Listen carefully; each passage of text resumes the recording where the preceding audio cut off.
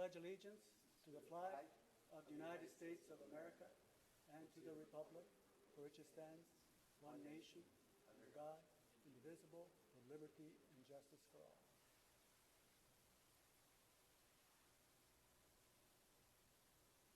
You may be seated. Laura, may we have roll call, please? Commissioner Sotile? Present. Commissioner Moros? Present. Commissioner Pollock-Rood? Present. And Commissioner Baez? Present. And Commissioner Serco is absent. Welcome to the El Cajon Planning Commission meeting. This meeting is being live streamed on the City of El Cajon website. Appeals of final decision of the Planning Commission made this evening must be filed in writing with the City Clerk before 5 p.m. Monday, November 29, 2021, and must include the payment of a filing fee. If you wish to speak on either a non-agenda or agenda item tonight, please fill out a request to speak card located by the agenda and return it in to the secretary, who will call you up to speak when the agenda item comes up for public comment. We ask that you give us your name, spelling your last name. Speakers are limited to 3 minutes. The display on the podium, as well as the other monitors in the chambers, will show time counting down. At 30 seconds, the podium clock readout will turn red, signifying you have 30 seconds until the end of your time. Applicants and individuals representing groups of people may be allowed more time if appropriate. All public hearing comments should be addressed to me as the chair of the commission and not to individual commissioners or to staff. Please turn off all electronic devices if you have not already done so. Pursuant to City Council Resolution number 114-79, a commissioner who has received evidence related to a matter before the Planning Commission other than an unescorted view of the subject property is required to disclose such information at the hearing.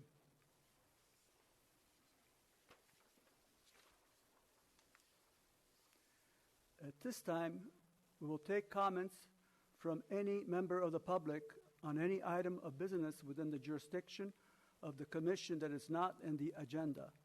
Under state law, no action can be taken on items brought forward under public comment, except to refer it to staff for administration or place it in on a future agenda. Is there anyone who wishes to address the commission under public comment? Please come forward.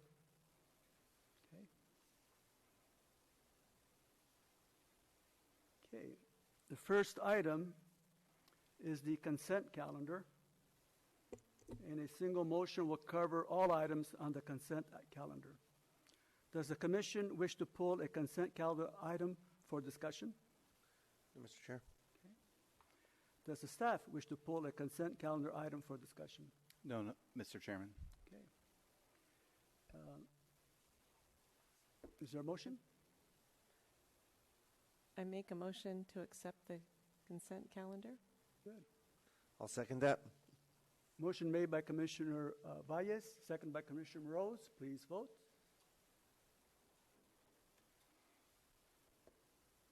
Okay. Motion carries by unanimous vote of members present. Very good. I will go to the second item.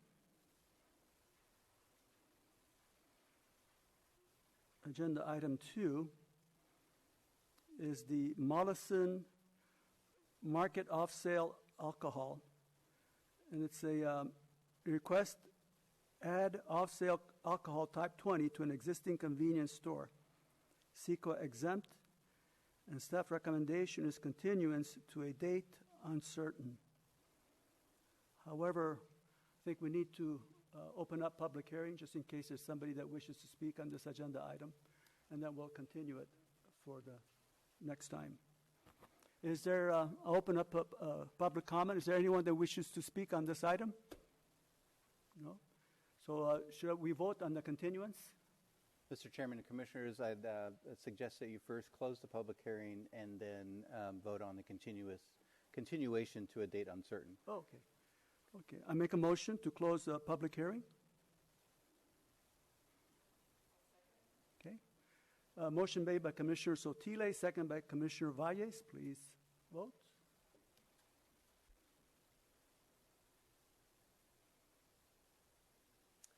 Sorry, let me start over. Can I reset? Yep. I'm still missing a couple of votes. Can I have you try again? Try it again. Motion carried by unanimous consent of members present. Okay. And also move to continue this agenda item to the next unknown date. I'll second that. Okay. Motion made by Commissioner Sotile, second by Commissioner Moroz. Please vote.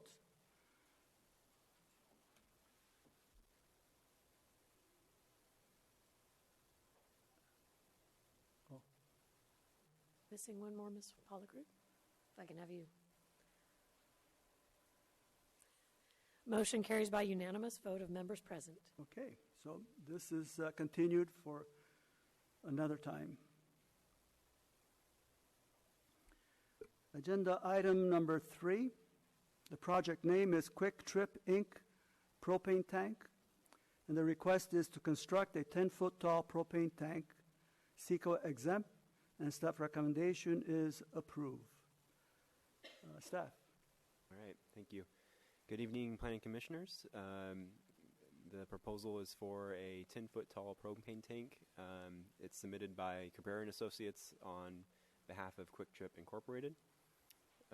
So the proposal includes the 10-foot tall propane tank, a CMU enclosure and bollards, and the removal of 2 parking spaces from an existing automotive fueling station addressed at 596 North Mollison Avenue.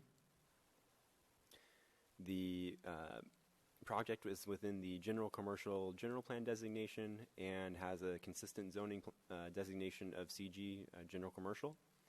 The existing automotive fueling station is permitted via conditional use permit number 1805, which has been amended a number of times through the years. Specific plans numbers 106 and 227 also are applicable to this site. They allow for interconnecting access and shared parking between 3 commercial properties. The 3 properties being the automotive fueling station, the motel to the west, so to the rear of the fueling station, and an adjacent drive-through restaurant. The reason that this minor amendment is before you tonight is because our policies, our planning permit policies for minor amendments state that if there's a specific item of concern in the project record, that should come before the Planning Commission for consideration. In this case, the project record includes a lot of deliberation regarding fueling truck, egress and ingress into the site, and so obviously adding another, a different type of fuel, but still fuel to the site is the reason we brought it to you today.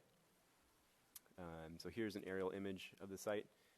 It's located just south of the I-8 exit off-ramp at North Mollison. I've highlighted here kind of the strange property lines that exist there. As you can see, the motel to the west does not have frontage on a public street, and so that's the reason for that specific plan for interconnecting access. The proposed tank, as I'll discuss a little bit later, is to the west or to the rear of that existing convenience market at the fueling station, which would not be visible from North Mollison, but is visible from the freeway exit off-ramp. And this probably isn't the best medium to take in the site plan here. But again, to the west of that existing convenience market, you'll see in the bubbled version here where the proposed tank would go. It's next to some other existing equipment like a vacuum station, a transformer box, and the trash enclosure. So I won't reiterate again, but it's located to the rear of the convenience market. It's not visible from the street, the public street. The proposal includes like a 3-wall design CMU enclosure with bollards, which would be similar to the existing propane tank that's at the front of the property. Again, it's near other accessory equipment. The site still meets its parking requirements even with the removal of those 2 parking spaces for the new tank. And the specific plan also includes kind of an already approved exhibit for circulation for fueling vehicles. This proposal would not modify to any great degree that approved fueling vehicle circulation path. Essentially, that is in place to ensure that fueling vehicles don't drive all the way around the motel to exit back onto North Mollison. They have an improved route to come in, back out, and turn around. And here's a photocopy of a scan of that detail from an old specific plan. And so some of the conditions of approval would be to kind of update the directional signage, the no parking signage on some of those drive aisles where the fueling trucks need to traverse, and some specific signage for the fueling trucks so that they know the approved way to ingress and egress from the site. Conditions also include some conditions that were on an older approval that weren't necessarily implemented for directional arrows on the ground and that sort of signage. It also requires compliance with our window regulations on the ground floor, and then a general requirement to upkeep landscape, which is kind of included with all of our recent approvals. This project is exempt from the California Environmental Quality Act pursuant to Section 15303 for new structures, including small accessory equipment. Staff recommendation is approval of minor amendment 2021-0005, subject to conditions. Since the site conforms with the CG zone standards for automotive fueling, this would promote a local business to meet customer demands and keep his rates low for that type of fuel. And the proposed conditions address the ongoing concern of fueling vehicle ingress, egress, and signage. And that concludes staff's presentation. If you have any questions, we're here.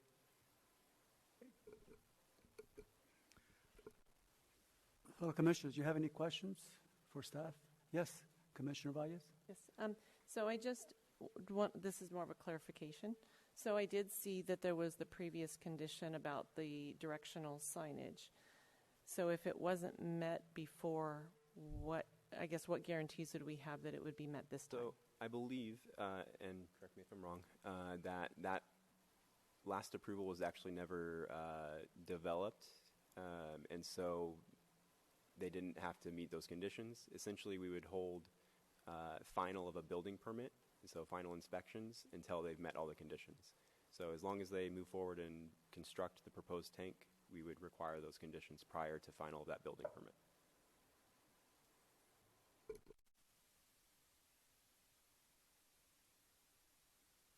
Any other questions for Not staff? not for staff, no. No? Okay. All right. Let's open it up to public hearing. You must be the applicant? Yes, okay. Could you come up, please? And do you have a statement or anything you want to say before we start asking you questions? Well, I really don't have too much to say, but I just want to let you know that I am one of the biggest propane seller in San Diego. Normally, gas station, they sell one load a week. I do 2 a day. So AmeriGas cannot provide service more than twice a day, and we still run out. And the reason, of course, I'm sure all of you guys know, I always provide the cheapest prices in town, whether it's gas or diesel or propane. So with 2 loads, we're still running out. And I was trying to put a big one where is the existing one. Now, because of the rules and regulation, we couldn't meet that. So we decided to draw another one in the back where it doesn't affect nothing, really. And the propane trucks are not the semi. It's just the small trucks. Yep. They don't put the propane in the big semi trucks.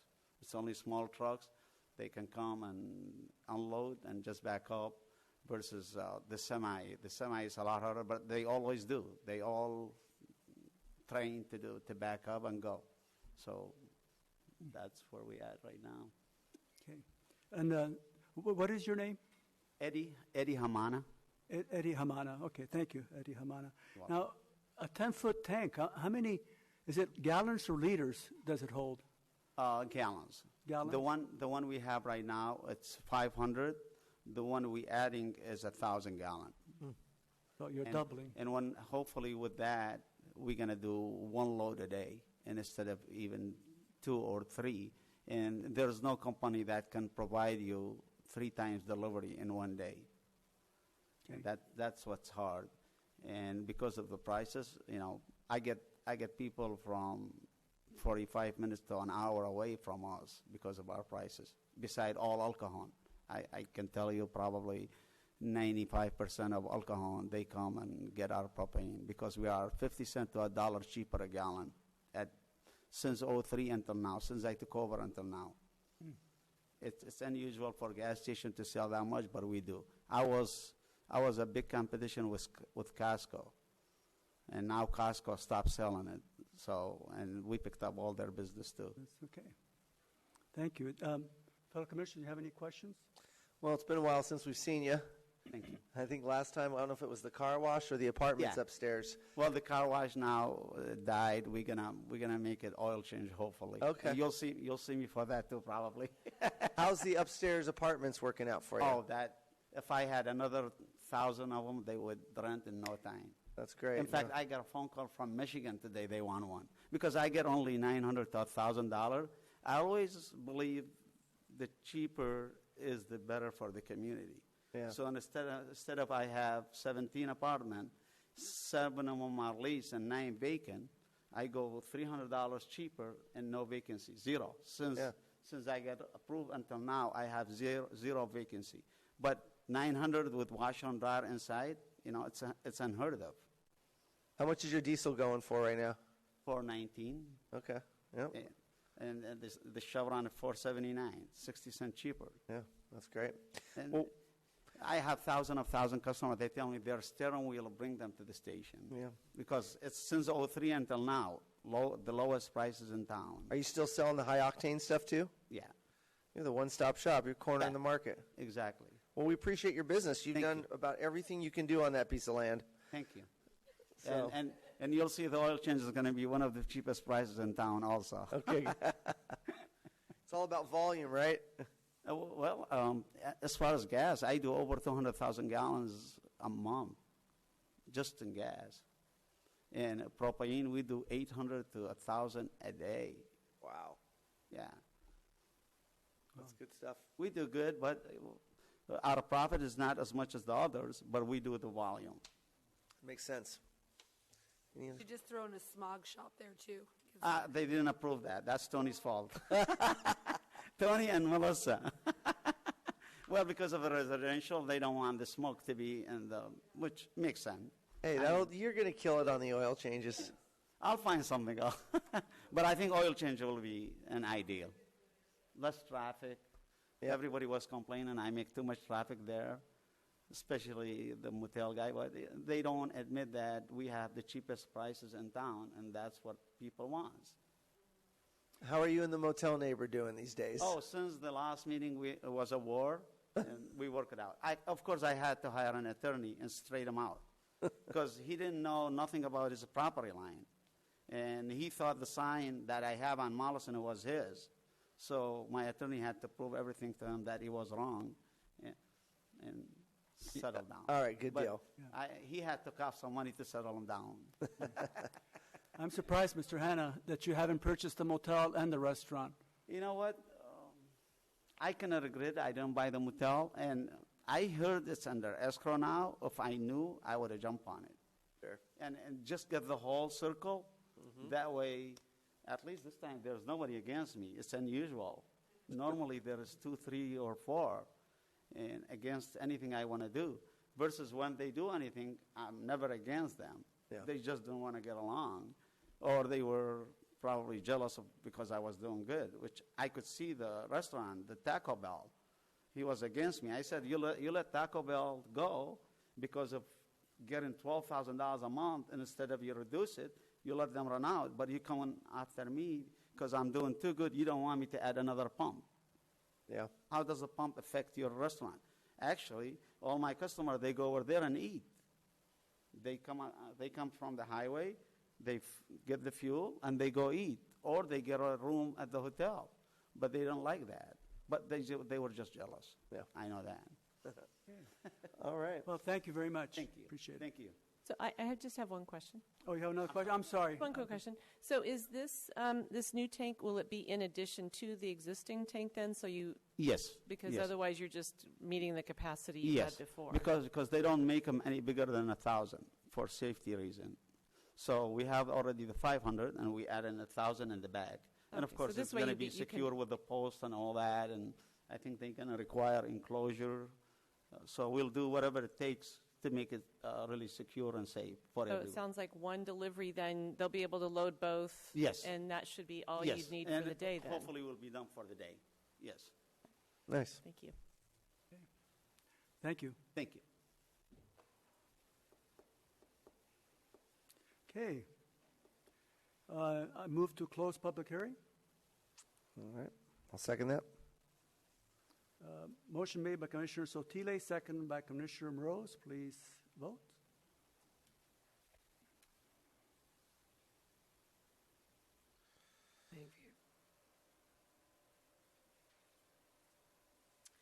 Motion carries by unanimous vote of members present. Okay.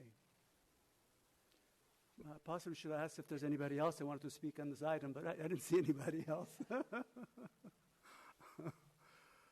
So what do you think? Yeah, if they need the propane, build it. Yeah. You know, Okay. that's a popular gas station. Right. Do I hear a motion?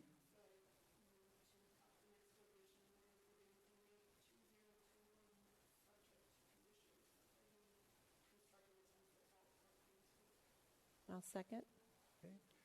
A motion made by Commissioner Pollock-Rude, second by Commissioner Valles. Please vote. Motion carries by unanimous vote. Okay. All right. Approved. Make lots of money. You're welcome. Someday you'll own the hotel. Yeah, there you go. Okay, now we have agenda item number 4.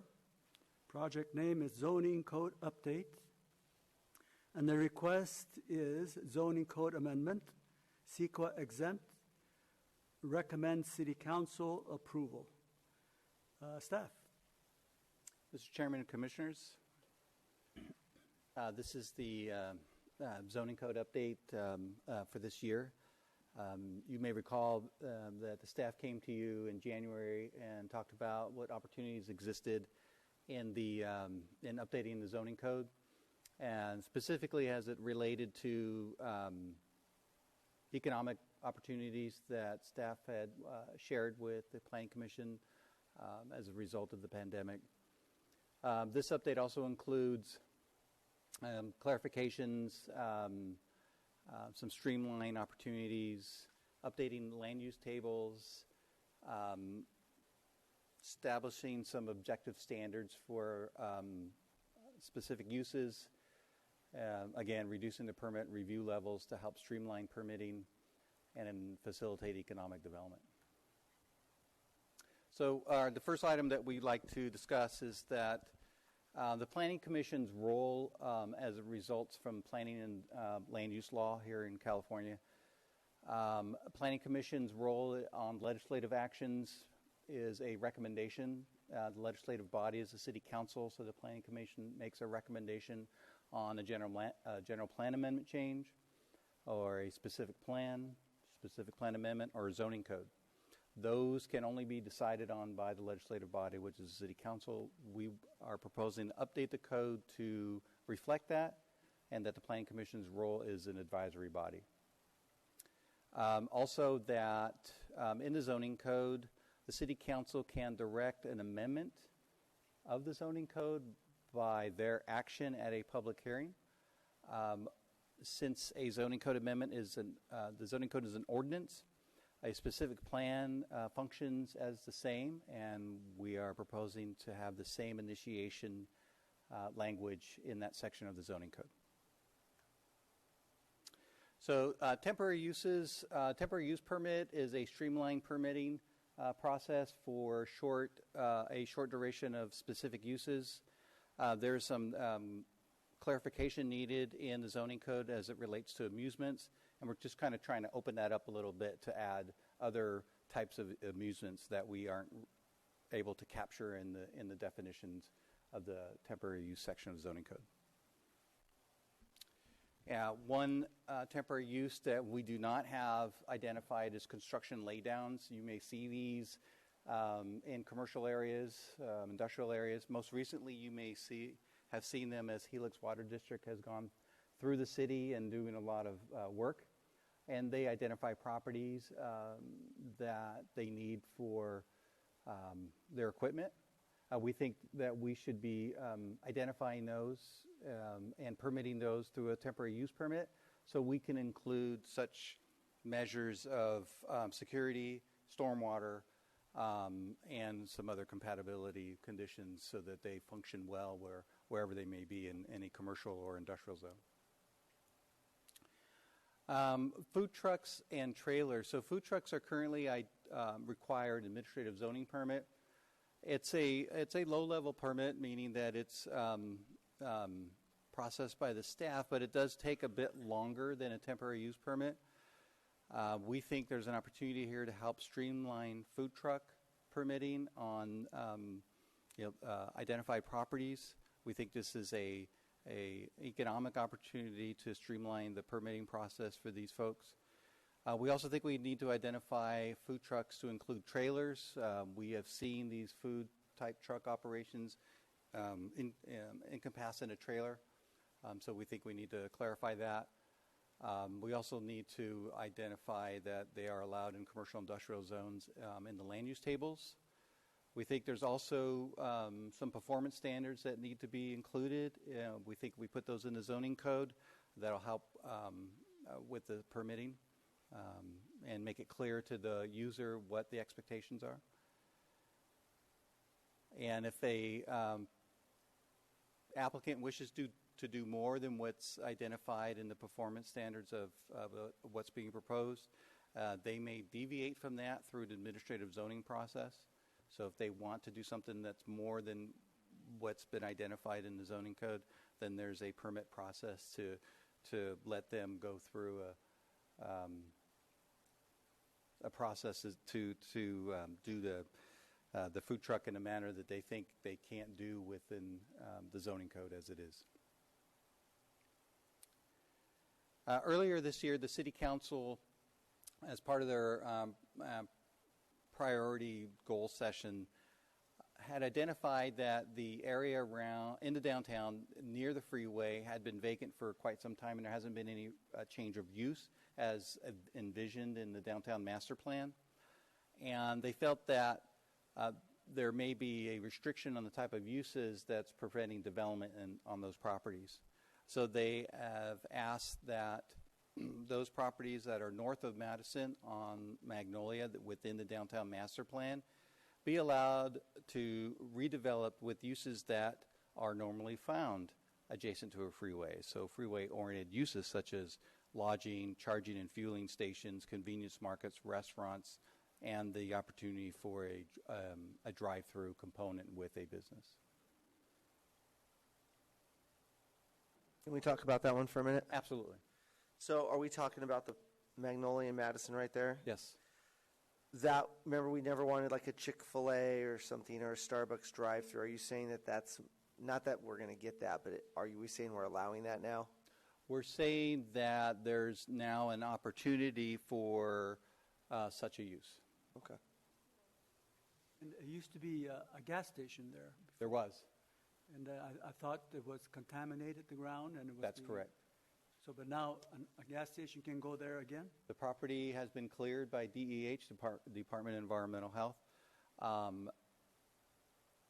A gas station or fueling station could locate there, but they would be subject to a conditional use permit. So the Planning Commission would still have to make the findings in order to grant a conditional use permit at that location. Okay. So these uses are not automatic. Charging or fueling stations do require conditional use permit. Restaurants and uses that may have an accessory drive-through do require a site development plan permit. So there's still a review process. Can I ask a question? I didn't know I could ask a question while you were presenting. Of course. This is the newbie, sorry. This is stepping back on the food truck and trailer part. And all I can think of is that Chicken Charlie's thing that was in the Grossmont Shopping Center mall for a long time. I thought it was only going to be a couple months because there was no fair, and it went on and on and on. Would that be something that we could see potentially under, would that fall under this, or would that fall under something else? And can we have a healthier option if it does happen? One, under the definition of food truck and trailer, I don't see that food truck and trailer and what was operating at Grossmont Shopping Center the same. I think our definition of food truck and trailers is pretty explicit. What was that? Grossmont was more of a structure. I would say it was beyond a kiosk or booth. So there is an opportunity for a kiosk or booth to deliver services to the public, but what we, or at least I personally observed at Grossmont Shopping Center, was beyond what's envisioned in the zoning code or identified in the zoning code as a booth, kiosk, or food truck. I would not expect to see something similar. The idea of food truck or trailer is that they're transient and temporary. And I think that's what the Planning Commission City Council had envisioned when they had made the change to the zoning code to allow such uses. And with that being said, let's say a trailer or truck wants to put an awning or a canopy with tables and chairs under it. Would that change the entire picture, or would that be acceptable? Staff thinks there's an opportunity for tables and chairs, so if somebody wanted to have a bit of a respite in front of the food truck or trailer, we think that there's an opportunity for that on select sites. It may not be available on every site, but say, for example, if Parkway Plaza wanted to have a food truck or trailer, or maybe of a group of them that kind of created a space and activated one of the parking lots, there would be an opportunity for tables and chairs. And if it's during the summer, there could be umbrellas providing shade.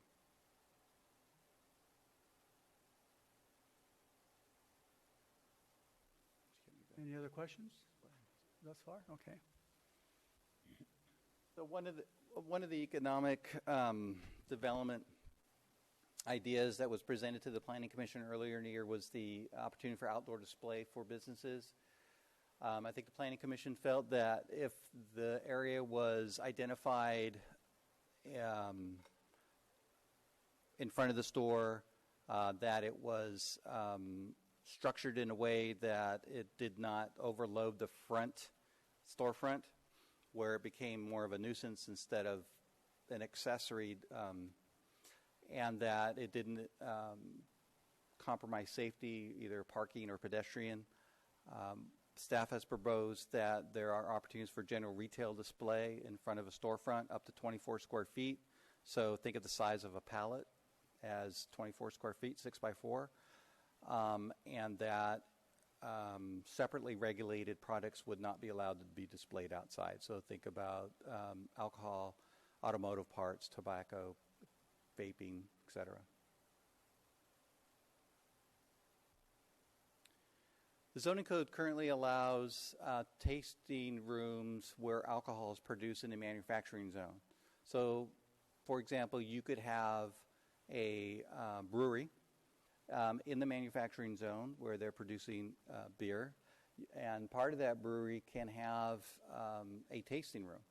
The code currently identifies 15% of the floor area may be dedicated to tasting. And we think that that is a bit restrictive compared to other cities in the county. Here in El Cajon, because the weather gets, most of the time is pretty darn good, there's an opportunity for for the breweries to take advantage of their outdoor areas. And with that means that their tasting room area would still be limited to 15%. So to be in line with other jurisdictions and to take advantage of outdoor areas, staff's proposing that with alcohol production, such as a brewery, that the tasting room could be up to 25%. And that can be indoor and or outdoor. So it wouldn't be 25% indoor and 25% outdoor. It would be 25% total, but they could also use functional outdoor areas. If a brewery wanted to go above that standard, then they could apply for a conditional use permit. And staff is proposing removing the hours of operation. So right now there's a performance standard in the code that such businesses must close by 10 or at least cease the tasting room service by 10 o'clock. But we find in the industrial area that 99% of the businesses are gone by 6.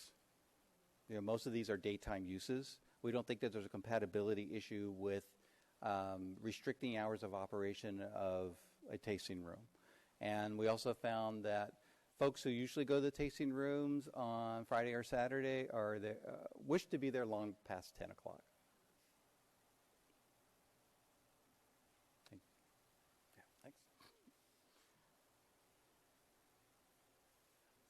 A couple of years ago, the Planning Commission recommended to the City Council, and they adopted that in the CR zone, in the regional commercial zone, instead of a conditional use permit being the necessary permit to process on sale at a restaurant, they allowed for a minor use permit.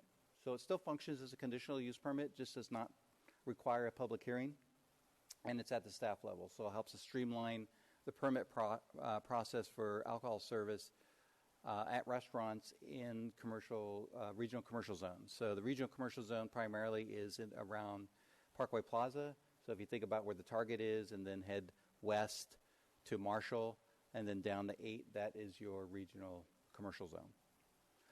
There's also a portion of regional commercial here in the downtown. City Hall area, the north side of Main Street on Magnolia, I believe the shopping center where 24 Hour Fitness is located, and the property where Motor World is and Rubio's. They are in the CR zone. So the same affords to them. But in the downtown, under the downtown master plan, other uses other than a restaurant may have alcohol service. So theaters, entertainment venues, museums, sporting activities, they're identified to have incidental on-sale beverage alcohol service with their principal use. And staff is proposing that, and staff thinks this is a good idea, to allow the same at Parkway Plaza. So Parkway Plaza is governed by Specific Plan 19, and we are proposing to add that same language that allows for such alcohol service in the downtown at Parkway Plaza, and that whole land area that's governed by Specific Plan 19. So from Highway 67, where Best Buy and Applebee's is located, all the way over to the Seritage property where you have, all the way to Johnson, basically. So.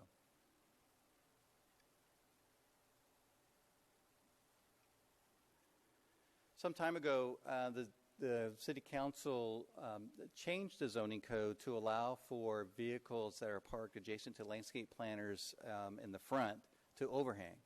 And during some zoning code updates post-2010, that language was left out. This was discovered by staff about a year and a half ago. And so we were proposing to bring that back in. What that means is that properties have to develop, new developments have to have a 10-foot landscape area in commercial zones.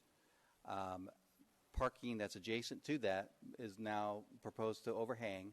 And what that does is, at least in staff's mind, gives another 2 feet of less asphalt and a little bit more opportunity to develop with a larger building or more outdoor areas, and basically bringing back what was once in the code. We also think that there's some clarification needed in the backing up of space and allow for overhang when vehicles are backing out of parking spaces, primarily in residential areas, where driveway and backup width and landscaping are kind of conflicting with each other and restricting development for new residential projects.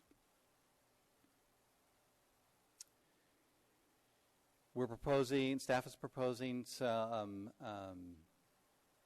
removing vocational trade schools and identifying those as other uses not listed in the commercial and industrial parking table. Staff believes that this is more appropriate for them to be in other uses not listed category, where depending on the school, school type really determines their parking demand. And there's already a section in the land use or the parking table that allows the director to determine the parking need.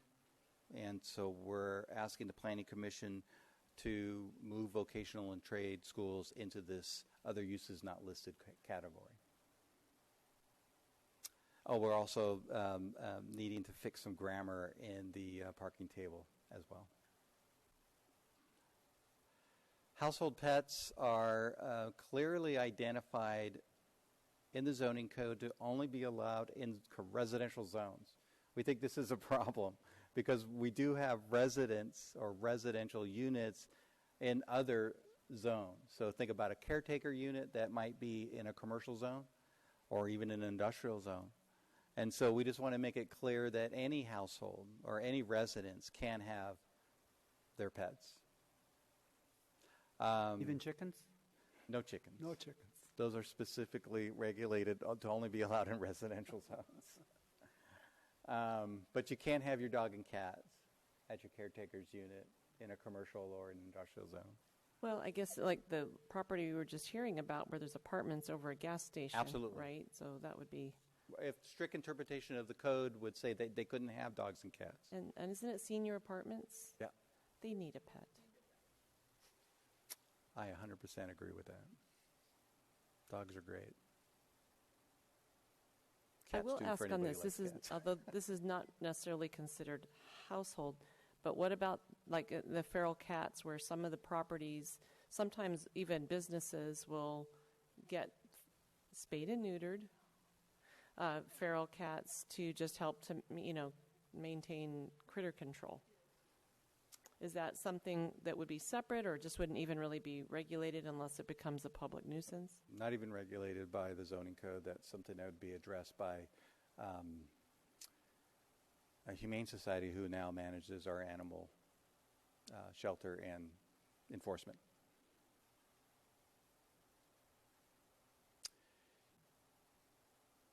And one other item. So currently the zoning code prohibits vehicle occupation on a residential property. So you can't live in your RV or trailer. But there's some ambiguity that's been identified by staff. What's being proposed is to clarify or remove that ambiguity. So the existing, for residential, the zoning code says that you may not have an or you cannot occupy a recreational vehicle, meaning live in, that's located within the exterior setback, which means your front yard area. We're clarifying that to mean the entire residential property. Because the Planning Commission might want to consider that the zoning code is a permissive zoning code, so it identifies what you can do. It doesn't list everything you can't do. It just lists what you can do. And if it's silent, it means you can't. So there's a need for clarification here, which we think is necessary, especially when it comes to our code enforcement program. I have a question on that. Sure. I know that some people do Airbnb a RV or something on their property. And with this, that means technically you're not supposed to do that. Well, technically, they're not supposed to be doing it now. No, I know, but is there any enforcement on that? Because I know some people even listed in the MLS service that, yeah. So I was just curious. Once we become aware, it will have to be addressed. Okay, perfect. Thank you. So I just have a question, because during my time on the homeless task force, I thought that the state actually made it where people, because they were trying to deal with homelessness and thought that was part of a solution, is that they were allowing people to live in RVs and things on people's property. Our understanding is that the state did allow for folks who to sleep in their cars or RVs if it's parked in the public right of way. But nothing has come down from the state that Not on an actual prohibits local private level property. from prohibiting such habitation in an RV or trailer.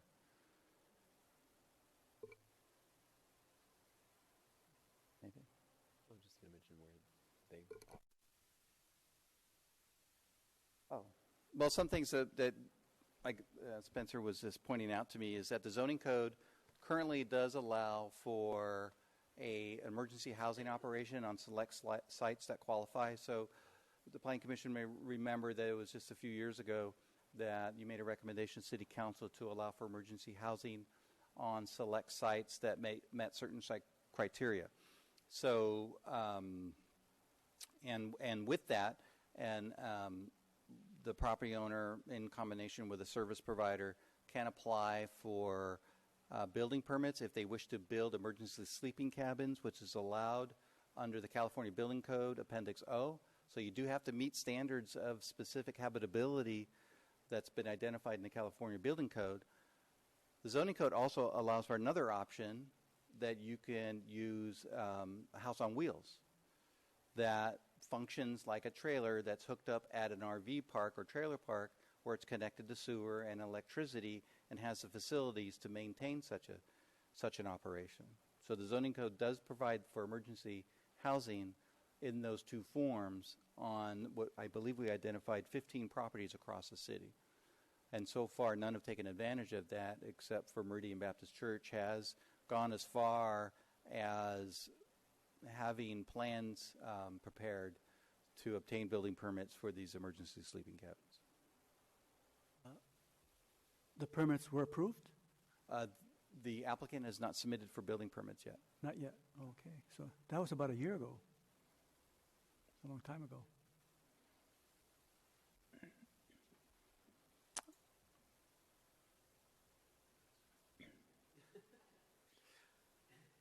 That's a summary of the proposed changes.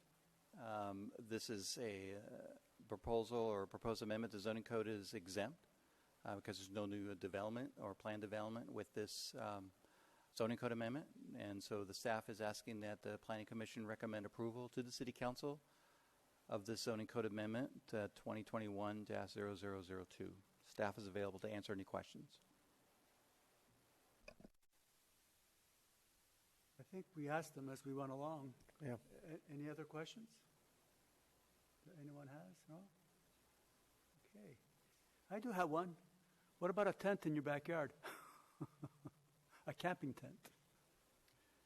Mr. Chairman and Commissioners, if you wish to put up a tent in your backyard, you're free to put up a Okay. tent in your backyard. You pretend you're camping. Okay. Well, if you don't have any questions, I guess a motion would be appropriate at this time. All right, I move to adopt the next resolution in order, recommending City Council approval of proposed zoning code amendment number ZCA 2021-002. We'll second that. Motion made by Commissioner Rose, second by Commissioner Pollock-Rude. Please vote.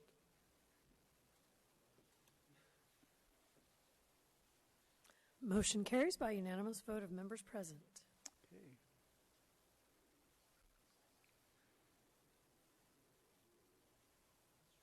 Okay. So has everyone seen the proposed Planning Commission meeting schedule? Okay. Have you checked your calendar to see if there's any conflicts? There is no conflict, so that seems to be okay. Staff communication? Staff has none, but we certainly are available to answer any questions that the Planning Commission may have. Just as a reminder, since if you do bring anything up, it's not on the agenda, we can just provide information, but not really discuss the matter. I'm good. Okay. We can ask questions, but we can't discuss it, though. Okay. All right. That's fine. Informational or, informational Informational, yeah. certainly, but, like, is the project finished yet? Something like that. Yeah. Oh, the corner on Magnolia South, east corner, Magnolia and Main Street. Is that still vacant? Yes, it is. Permits expired yet? Soon. Any word? We have not heard from the contractor in some time. Okay. We fear that it'll expire, and then I'm sure eventually they'll probably put the property up for sale. Okay. But we haven't heard from them. Okay. And you might want to share El Cajon Boulevard, the Oh, yes. Chairman Sotile is just reminding me that you may recall the City Ventures project that was before you in the summer. Mm-hmm.